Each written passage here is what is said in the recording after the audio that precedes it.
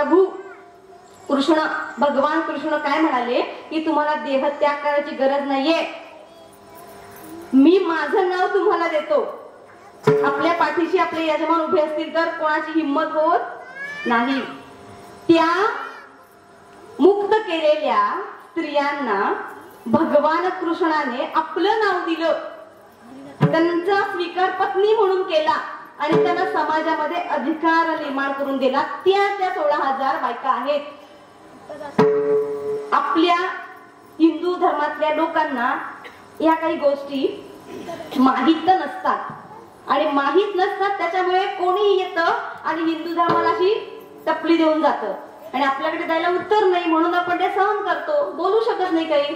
तर त्या मोकाशाला इनामदाराला 16,000 पत्नी आहेत, 16,000 बायका आहेत त्याला. असं हे पंढरपूर नगर आहे भीमा तीरावरती वसलेलं. आज कार्तिकीच्या रूपानं इतकं सजलं असेल, इतकं नटलं असेल, ते त्याची कल्पना नाही करवत. आषाढी कार्तिकी विसरू नका मज, सांगत असे गुज पांडुरंग. कोण सांगतंय हे? प्रत्यक्ष पांडुरंग सांगतोय. या अभंगामध्ये नामदेव महाराजांशी प्रत्यक्ष पांडुरंगांचा संवाद चालू आहे. पहिल्या चरणातच ते म्हणतात, आषाढी कार्तिकी विसरू नका मज, सांगत असे गुज पांडुरंग. या चरणातच सांगतोय तो. गुप्त गोष्ट आहे ती. काय सांगतोय तो? आषाढी आणि कार्तिकी मला विसरू नका. त्यामुळे कार्तिकी एकादशीचा हा शुभ मुहूर्त आहे आणि या सोहळ्यात आपण क्षणभर सगळ्यांनी न्हावून निघूयात, बघूयात डोळ्यांनी प्रत्यक्ष त्या भगवंताला, जो की तुमच्या डोळ्यासमोर सतत असतो. असं तो सांगतोय.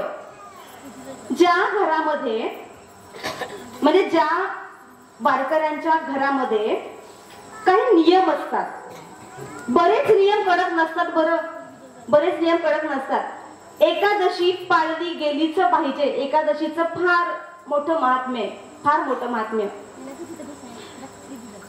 काही संत एकादशीला अन्न भक्षण करू नये हे अभंगातून सांगतात. जे एकादशीचं भक्षती अन्न ते श्वान विष्य समान.